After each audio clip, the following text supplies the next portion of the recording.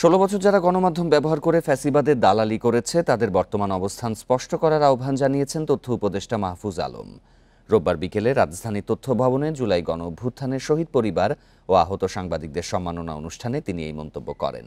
বলেন, সাংবাদিক সুরক্ষা আইন বাস্তবায়ন ও বেতন ভাতা নিশ্চিত করার কাজ চলছে। গণমাধ্যমের মালিকানার সাথে সাংবাদিকদের যুক্ত করারও পরিকল্পনা রয়েছে। প্রধান উপদেষ্টার প্রেস সচিব শফিকুল আলম বলেন, জুলাই অভ্যুত্থানে সাংবাদিকরা জীবনের ঝুঁকি নিয়ে ভূমিকা পালন করেছেন। তাদের কল্যাণে সাংবাদিক সংগঠন সহ নিজ নিজ মিডিয়া হাউসকে কাজ করার আহ্বান জানান তিনি। আমি বলে আসতেছি, সংবাদ মাধ্যম যদি স্বাধীনতা চায়, স্বাধীনতার সাথে সাথে তার অ্যাকাউন্টেবিলিটি নিতে হবে, রেসপন্সিবিলিটি নিতে হবে, তাকে দায়িত্বশীল এবং জবাবদিহিমূলক ব্যবস্থাতে যেতে হবে। এটা গেলেই আস্থার যে সংকট আছে এটা ফেরত আসবে।